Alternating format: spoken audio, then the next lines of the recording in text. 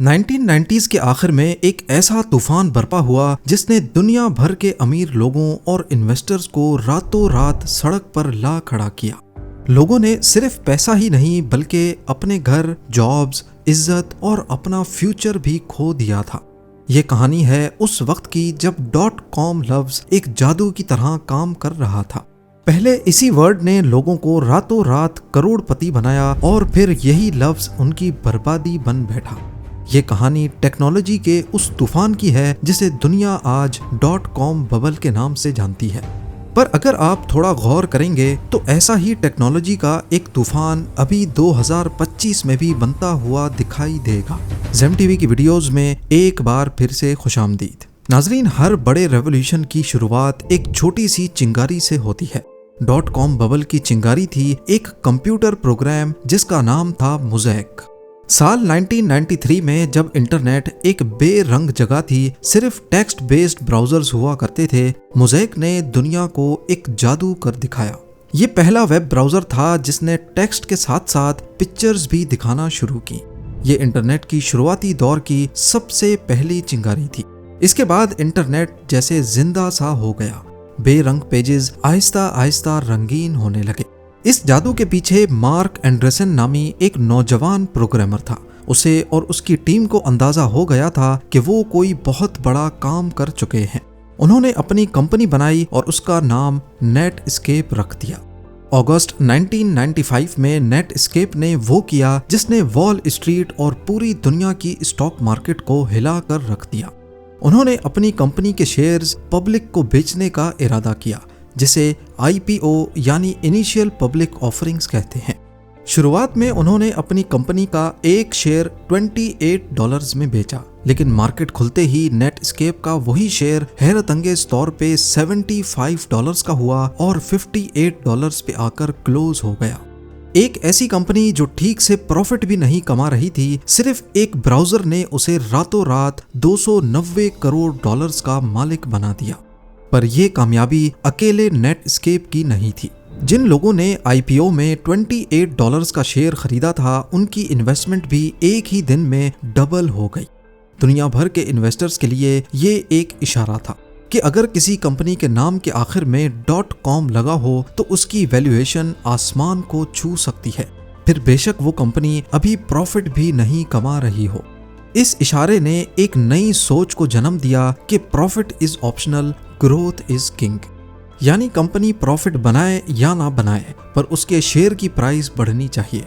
बस फिर क्या था, लोग हर उस कंपनी के शेयर्स खरीदने लगे जिसके आखिर में .com लगा होता। कंपनी के प्रॉफिट का शेयर हासिल करने के लिए नहीं, बल्कि शेयर की प्राइस बढ़ने पर उसकी ग्रोथ से मजे उठाने के लिए। नेटस्केप की कामयाबी के बाद .com गोल्ड रश शुरू हो गया। हर कोई इंटरनेट कंपनी शुरू कर रहा था। वेंचर कैपिटलिस्ट यानी वो लोग जो नई कंपनीज में पैसा लगाते हैं, आंखें बंद करके किसी पर भी अंधाधुंध पैसा लगा रहे थे। किसी ने पेट्स के खिलौने और एसेसरीज बेचने की कंपनी बनाई और उसे pets.com का नाम दिया, तो किसी ने फैशन स्टोर खोल के उसे boo.com का नाम दिया। इसी तरह eToys.com और ऑनलाइन ग्रोसरी ऑर्डर करने के लिए webvan.com नाम की कंपनी खुली। बात यहाँ तक बढ़ गई कि सिर्फ 2-4 सालों के दौरान ईयर 1999 में 457 कंपनीज ने अपने IPOs लॉन्च किए, जिनमें ज्यादातर .com कंपनीज ही थी और उनके शेयर्स पहले दिन ही 80-90% तक ऊपर जाने लगे। ये वो दौर था जब हर कोई ख्वामखा अमीर हो रहा था।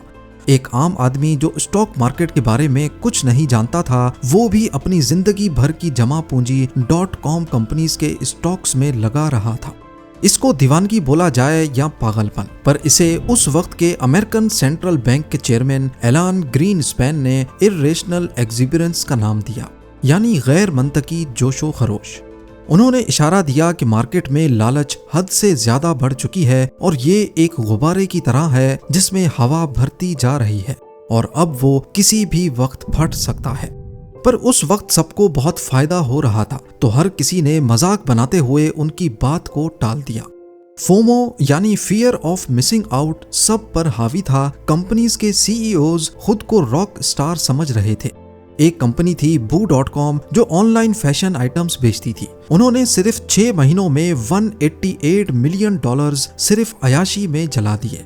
एक और कंपनी थी पिक्सिलॉन जिसने अपनी लॉन्च पार्टी पर लॉस वेगस में $16 मिलियन मशहूर बैंड्स की परफॉर्मेंस करके बहा दिए। ऐसी बहुत सारी कंपनीज थी जिनका ना कोई बिजनेस मॉडल था, ना उनकी वर्थ इतनी थी, पर उन्होंने महंगी पार्टीज करके अपनी मार्केटिंग की, अपनी प्रोडक्ट्स बेचने के लिए नहीं बल्कि अपने शेयर्स बेचने के लिए।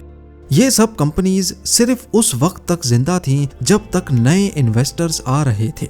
मिसाल के तौर पर जून 1999 में सैन फ्रांसिस्को बे एरिया के बीचों बीच एक ऑनलाइन ग्रोसरी सर्विस कंपनी ने अपना पहला डिलीवरी सेंटर खोला। वेबवैन नामी ये कंपनी भी .com बबल का ही हिस्सा थी और शुरुआती दिनों में बहुत फेमस भी हुई। उन्होंने आईपीओ में अपने 32 करोड़ शेयर्स में से 2.5 करोड़ शेयर्स $15 में बेच दिए। उस पैसों से डिलीवरी वैन्स, वेयर हाउस और कई डिलीवरी स्टोर्स खोले। नए इन्वेस्टर्स को अट्रैक्ट करने के लिए उन्होंने एप्पल के एक एग्जीक्यूटिव को भी हायर कर लिया, जिससे मार्केट में एक इम्प्रेशन गया कि इस कंपनी का फ्यूचर बहुत रोशन है। ये सब देखते हुए दुनिया भर के इन्वेस्टर्स ने वेबवैन के स्टॉक्स खरीदना शुरू कर दिए। देखते ही देखते वेबवैन के स्टॉक्स की कीमत दुगनी तिगनी हो गई और कंपनी की टोटल वैल्यू उस दौर में 1000 करोड़ डॉलर्स तक जा पहुंची। सब कुछ ठीक चल रहा था, लेकिन आहिस्ता आहिस्ता फूलता हुआ ये बैलून अब अनकरीब फटने वाला था। इस .com बबल के फटने में कई चीजों ने अहम किरदार अदा किया। सबसे पहला था ईयर 2000 का खौफ। साल 1999 के आखिर में दुनिया में एक खौफ फैला जिसे Y2K बग का नाम दिया गया।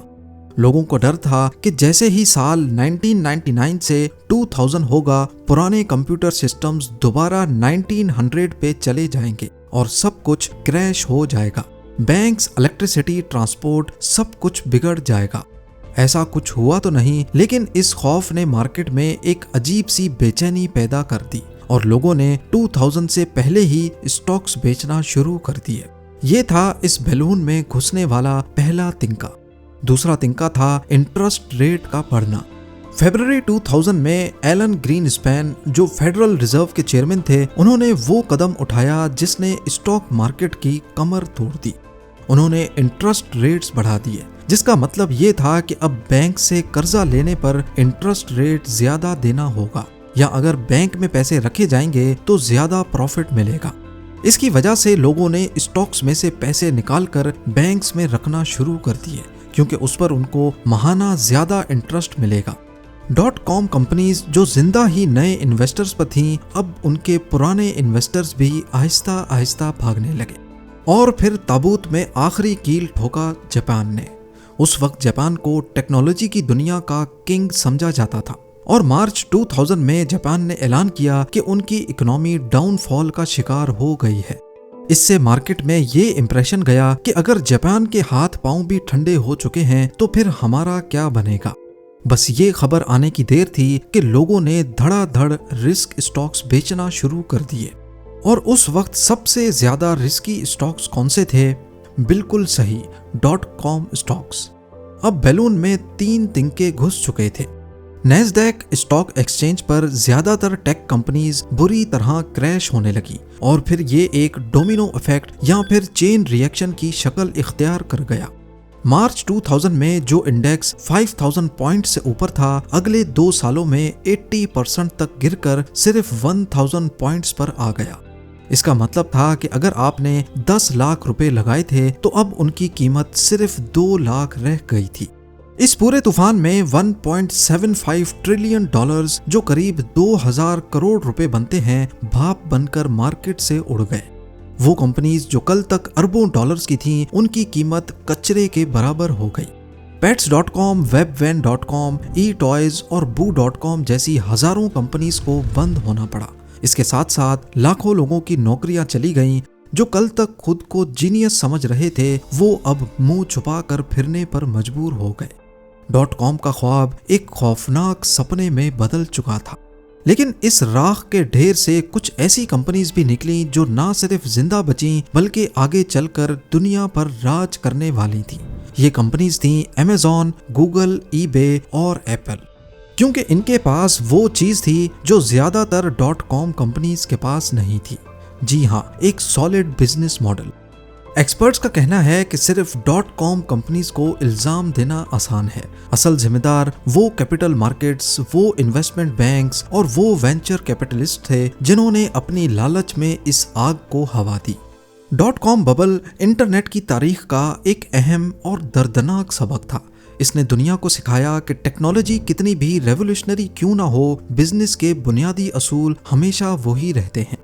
पर हैरानी की बात है कि शायद दुनिया 25 साल पुराने इस तूफान से कोई सबक नहीं सीख सकी। आज 2025 में नई टेक्नोलॉजीज जैसा कि क्रिप्टो और AI में भी करीब वैसा ही जोश देखा जा रहा है जैसा .com के दौर में देखा गया था। आज हर छोटी बड़ी कंपनी अपने आगे AI और ब्लॉकचेन के वर्ड्स को लगाकर ढेर सारी इन्वेस्टमेंट इकट्ठी कर रही है, जबकि असल में ज्यादातर का दूर दूर तक AI से कोई लिंक ही नहीं है। इसकी जीती जागती एग्जाम्पल है Builder.ai। 2023 में वियतनाम के एक आलीशान 5 स्टार होटल में एक शानदार पार्टी हुई जिसमें दुनिया भर की मशहूर हस्तियां शामिल थीं। मौका था एक नई टेक्नोलॉजी को शुरू करने का जिसने दावा किया कि वो AI की मदद से बिना किसी कोडिंग के एप्स बना देगी। इस कंपनी का नाम था Builder.ai। इस ख्वाब को सुनकर बड़े बड़े इन्वेस्टर्स, जिनमें माइक्रोसॉफ्ट और सॉफ्ट बैंक जैसे नाम शामिल थे, ने एक ही दिन में $250 मिलियन की फंडिंग दे दी। जल्द ही कंपनी की वैल्यूएशन $1.5 अरब तक जा पहुंची और हर कोई इस टेक्नोलॉजी को AI का मुस्तकबिल समझने लगा। लेकिन इस AI के पर्दे के पीछे एक और ही कहानी चल रही थी। जब इस कंपनी की इन्वेस्टिगेशन की गई तो मालूम पड़ा कि ये ऐप्स असल में AI से नहीं बल्कि इंडिया, वियतनाम और रोमानिया जैसे मुल्कों में इंसानी इंजीनियर से बनवाई जा रही थी। Builder.ai तो सिर्फ AI के नाम पर एक फ्रंट था। इसके अलावा कंपनी पर राउंड ट्रिप बिलिंग का इल्जाम भी लगा, जहां वो झूठी ट्रांजैक्शंस दिखाकर अपने रेवेन्यू को ज्यादा शो कर रहे थे।